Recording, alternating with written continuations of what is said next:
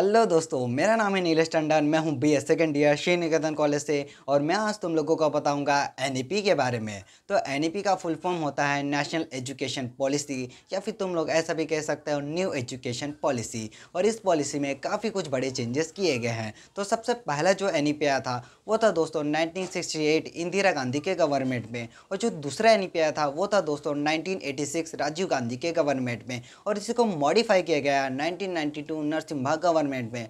और फाइनली लगभग 34 सालों के बाद 2020 में न्यू एजुकेशन पॉलिसी को लाया गया, और इस पॉलिसी में काफ़ी कुछ चेंजेस किए गए हैं। और सबसे पहला और सबसे बेस्ट चेंज मुझे जो लगा है वो है दोस्तों सब्जेक्ट्स के ऊपर। पहले के स्टूडेंट्स को 3 सब्जेक्ट्स में डिवाइड कर दिया जाता था, साइंस, कॉमर्स एंड आर्ट्स, जिस वजह से अगर किसी बच्चे को किसी और सब्जेक्ट में इंटरेस्ट हो तो वो नहीं कर पाता था। लेकिन अब इस न्यू एजुकेशन पॉलिसी में ऐसा नहीं है। इस न्यू एजुकेशन पॉलिसी में अब वो बच्चा साइंस के साथ आर्ट्स पढ़ सकता है, कॉमर्स पढ़ सकता है, और केमिस्ट्री भी पढ़ सकता है, पॉलिटिकल साइंस भी पढ़ सकता है, जिस भी सब्जेक्ट में उसे इंटरेस्ट हो, जो कि मुझे काफ़ी अच्छा लगा इस न्यू एजुकेशन पॉलिसी में। और दोस्तों जो दूसरा सबसे बड़ा चेंज है वो है हमारे जस्टिन 10+2 के एकेडमिक स्ट्रक्चर को बदल के अब 5+3+3+4 के एकेडमिक स्ट्रक्चर में बदल दिया गया है। अब ये काफ़ी सिमिलर हो गया है वेस्टर्न कंट्रीज़ के एजुकेशन सिस्टम के कंपैरिजन में। पुराने 10+2 के एकेडमिक स्ट्रक्चर में क्लास 6 साल की एज से स्टार्ट होती थी, बट अब इस न्यू स्ट्रक्चर में क्लास 3 साल की एज से स्टार्ट होगी।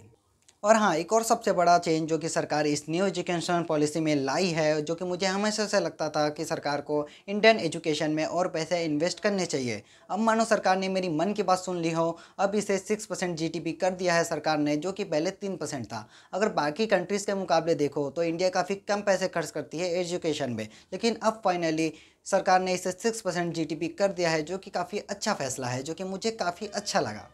क्लास 12 के बाद के एजुकेशन सिस्टम की बात करूं दोस्तों, तो इसमें मल्टीपल एंट्री एग्जिट प्रोग्राम लाया गया है। इसका सीधा मतलब यह है दोस्तों कि अगर तुमने कोई डिग्री स्टार्ट की, मान लेते हैं तुमने बीटेक की डिग्री स्टार्ट की, और 1 साल के बाद तुम्हें एहसास होता है कि तुम्हें मज़ा नहीं आ रहा है, तुम्हें और आगे नहीं पढ़ना, तो तुम ड्रॉप आउट ले सकते हो 1 साल के बाद। और तुमने इन 1 साल के अंदर जितनी भी पढ़ाई की है, जितने भी सब्जेक्ट्स की पढ़ाई की है, उन सब के क्रेडिट्स को लेकर तुम दूसरे डिग्री में ट्रांसफ़र कर सकते हो, जो कि काफ़ी यूज़फुल है। और इस चीज़ को बाकी दूसरे कंट्रीज़ में भी यूज़ किया जाता है, और फाइनली अब जाकर इसे इंडिया पर भी लाया गया है। और ये काफ़ी अच्छा फैसला है, काफ़ी अच्छा सिस्टम है अगर तुम एक स्टूडेंट के नज़रिए से भी देखते हो तो।